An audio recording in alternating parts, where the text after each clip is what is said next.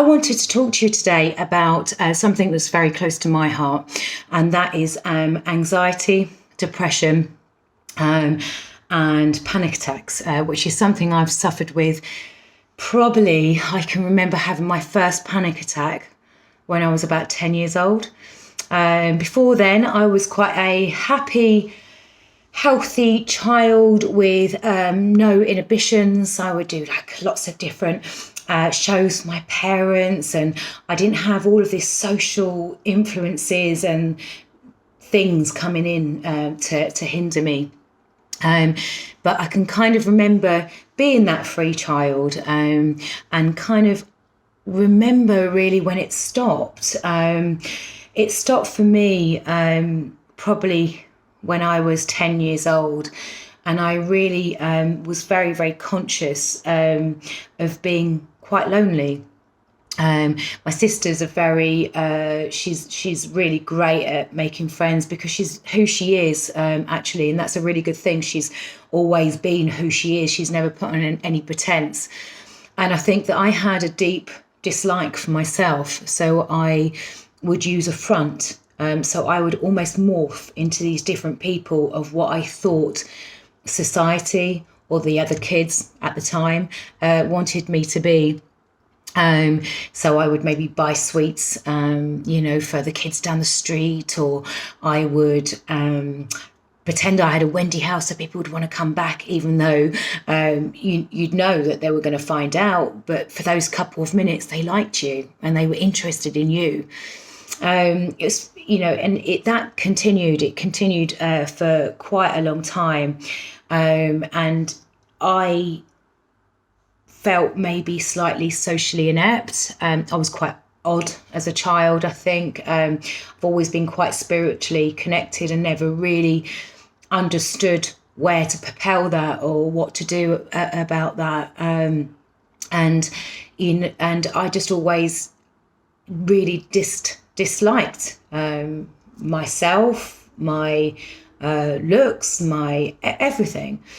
It's even worse now for kids that in the public eye and social media all the time. The kids are constantly on TikTok and on Facebook or Instagram, and you've got all these Instagram famous people that are telling you that you've got to have this drink to make you feel good. You've got to do this exercise to make you look good. You've got to have these injectables to make you not old. You've got to have all these things. But what happens, or what happened to ourselves, our inner self, and how we feel and how we believe about ourselves? Because unless we love ourselves, unless we believe in ourselves, unless we constantly do work on ourselves, which I'm constantly battling with. Look, I'm not a finished article. I'm constantly battling every day with trying to be better in myself, not a better person, to deal with my inner demons, the hatred that I have learnt behaviour about myself. And learnt behaviour can be unlearned. We're not born with that, okay? So what we do is we think that about ourselves, and we think and we care so much about what other people think that we start to manifest that, and then that becomes a problem. And that's what happened for me, probably from 10 years old. I'm 45 now, and from 10 years old, I thought I wasn't good enough, that I'm not good enough to have friends. I am not worthy enough. I don't have enough. I don't know what to offer. I didn't know what to offer. I didn't know that then that I can only offer myself. And if myself is not good enough, it's okay to be alone.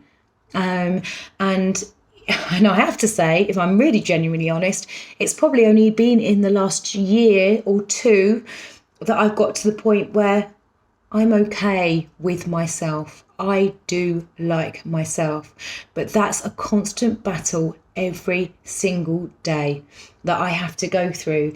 And I have to remember that those moments of happiness I have to focus on.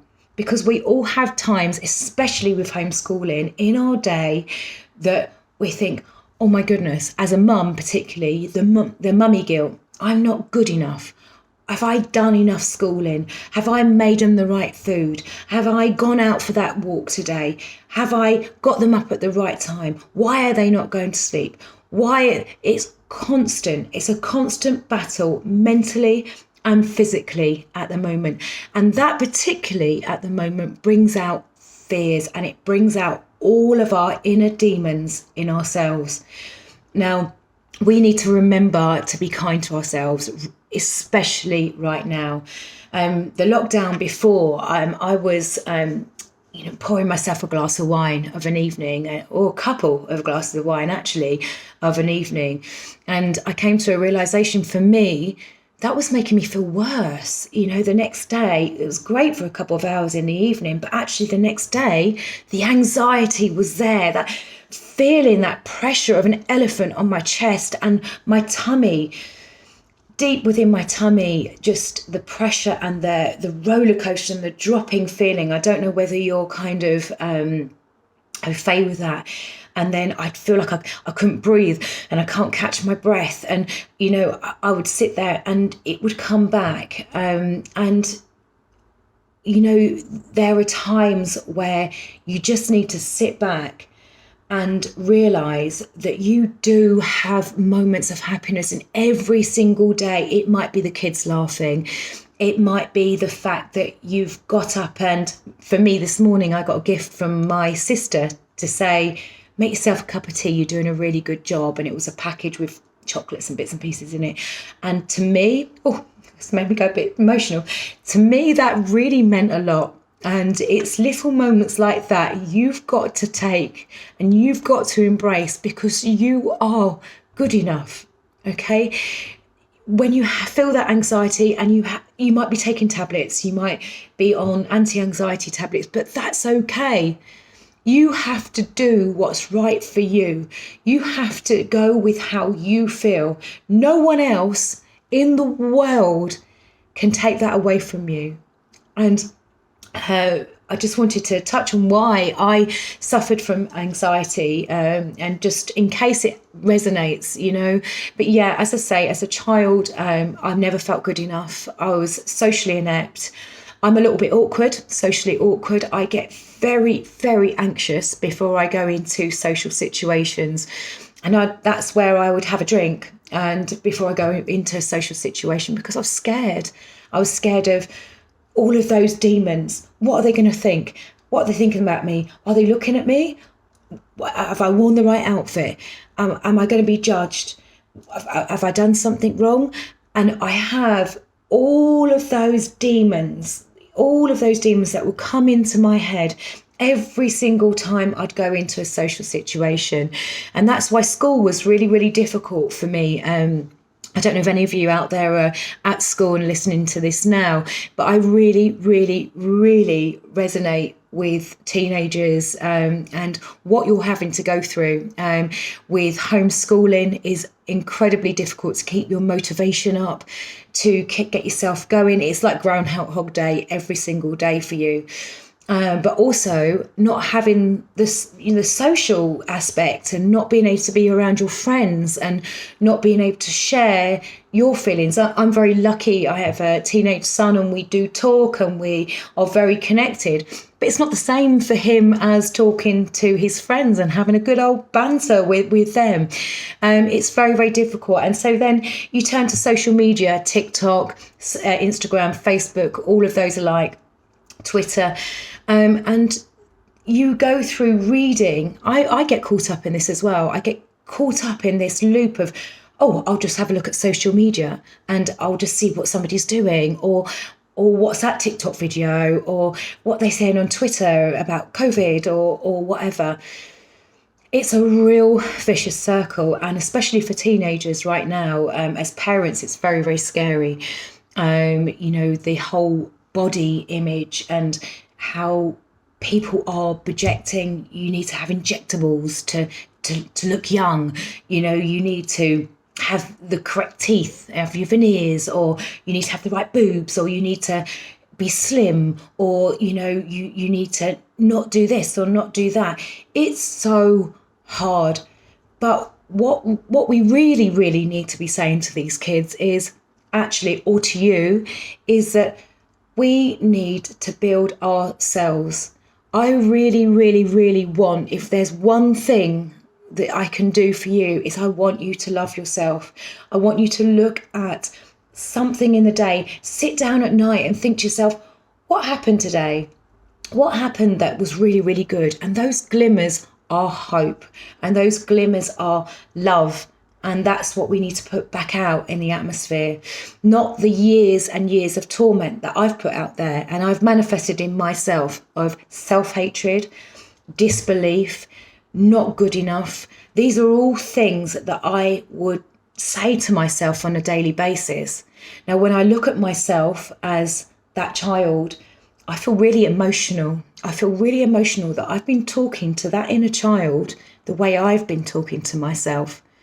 I've been telling that child that you're not good enough, that you're too fat, or you're too ugly, or you're socially inept and you're a bit weird.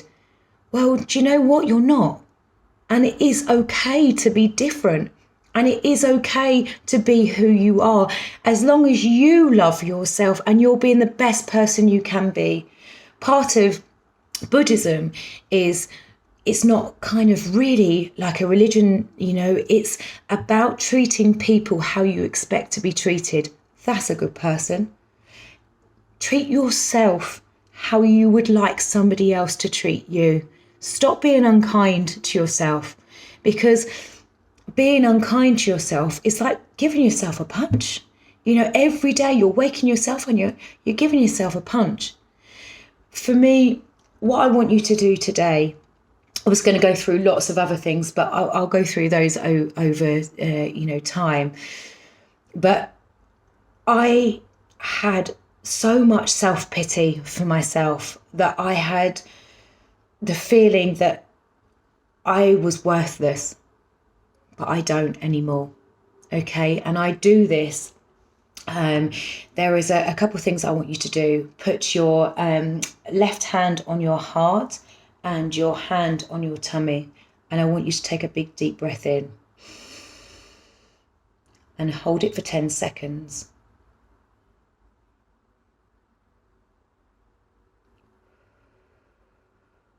I want you to do this 3, 4, 5 times.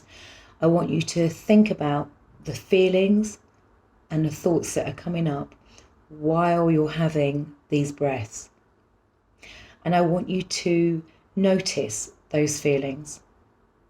I want you to connect with those feelings. Then what I want you to do is let them go. I acknowledge these feelings and these fears. I acknowledge that I feel anxious today.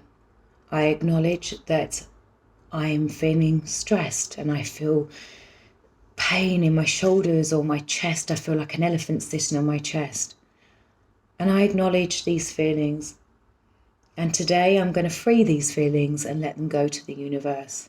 I'm going to let them go, and I'm going to free myself of these feelings, because today I'm going to remember those seconds, those minutes, that something happened that made me smile. Something happened that made me happy. And I'm going to think about those feelings, and those feelings are what I'm going to carry on with. And I'm going to breathe in, and I'm going to let go of that anxiety today, because I know that something higher than myself is looking after me. And I know today, tomorrow, the next day, as we're all growing, as we're all learning to unlearn our past and our fears and the feeling that we're not good enough and that we've not done enough for our kids. And I'll give you an example. For me, when I had the older boys become a mum for the first time, I had a feeling, and it's probably my inner feeling, that everybody was looking at me. You need to bring up this child. You need to have this child. You need to do everything for this child correctly, spot on. Don't do anything wrong, Debbie. Don't ask for help, Debbie, because if you do, then you're a failure. Let's just think about that for a moment. You're a failure. That's not good, is it? That really isn't good. No one's a failure. No one's a failure. We are all doing our best right now. Our best is good enough. I want you to acknowledge today, and I want you to say to yourself, I'm good enough. I release these fears to the atmosphere, to the universe, and I won't hold on to them anymore. That's the universe. Show me a sign, universe, that you're looking after me. Show me a sign. You'll find that you get a sign, because even if you do it today, tomorrow, find 2 minutes for yourself. Find 2 minutes to be kind to yourself, whether it's just remembering what's happened, because the past is the past. We are all growing and we are all good enough.